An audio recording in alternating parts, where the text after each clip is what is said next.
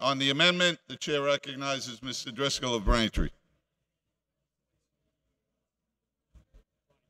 Thank you, Mr. Speaker, and through you to the members, I want to thank the gentleman from Clinton, chair of the Veterans Affairs Committee, and also the gentleman from Burlington, the chairman of Ways and Means, for their diligent work on this very important issue.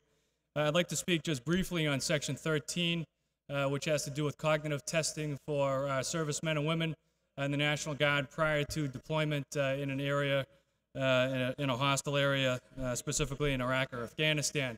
Last year, many of us had the opportunity to speak with Colonel Carl Reed, active Army colonel who had just returned to Massachusetts at the Kennedy School as a fellow, a security fellow, national security fellow at the Kennedy School. And Colonel Reed, in his experience, had studied the instances of traumatic brain injury on our soldiers who were deployed in hostile areas. His findings were memorialized in a study which was later published in the Military Review. And what Colonel Reed discovered was, in many cases, our soldiers are attacked by IEDs, improvised explosive devices. These explosions might not injure the soldiers with physical wounds that you can see, but in many cases it gave them brain injuries.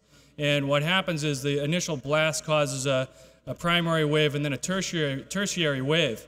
And the way it was explained to us that attended a meeting with Colonel Reed last year, and as it's explained in his article, that secondary wave causes a brain injury either from the head snapping back, or the other thing that happens is it creates a pressure vacuum around the body, and the blood rushes from other parts of the body to the brain, and the blood rushing to the brain causes a brain injury. Now, these injuries oftentimes go undetected. They're called mild traumatic brain injuries, or mTBI, and when soldiers return to the States, they sometimes exhibit what looks like post-traumatic stress disorder. And treating physicians, when they encounter certain symptoms, sometimes misdiagnose our soldiers, and they treat them for PTSD with medication when they should be treating them for a mild traumatic brain injury. So what we've done in this legislation is we've empaneled a special commission to study procedures that can be put in place for our soldiers prior to their deployment. And these procedures are that we institute what's called cognitive testing. Now, cognitive testing, what it does is it's a test that is online, the software available. The soldiers take the test a number of times to establish a baseline. This baseline then gives how they react to the test, not just for the answers, but also how quickly they answer the questions. Now, in combat, when they have instances where they're exposed to blasts, they then take a follow-up test. That follow-up test is then compared against the baseline, and physicians are able to determine whether or not this person has suffered a traumatic brain injury. They then can treat that injury in the most appropriate manner. So what we've done is we've instituted a study, a commission to study whether or not this is feasible to implement and whether or not it's cost-effective to implement. Should these results come back positive that a person has suffered an mTBI, it would then be on the Veterans Administration to treat them because they were in active service under Article 10 at the time. So I think this is a real step forward. We're beginning to study an issue that's very important to our soldiers. It's important to us because we care about them and we care about their health when they return to us.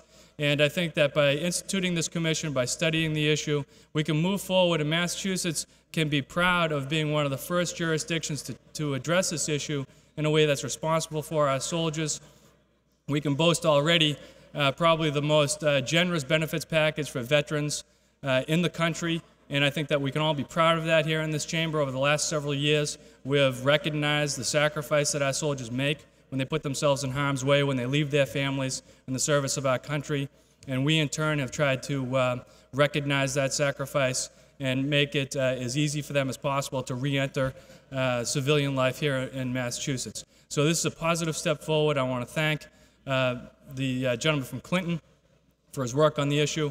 I also want to thank the gentleman from Burlington for including it in this package, and I urge all my fellow members to support Section 13 and also the entire bill. Thank you, Mr. Speaker. Question comes on the adoption of the further amendment. The chair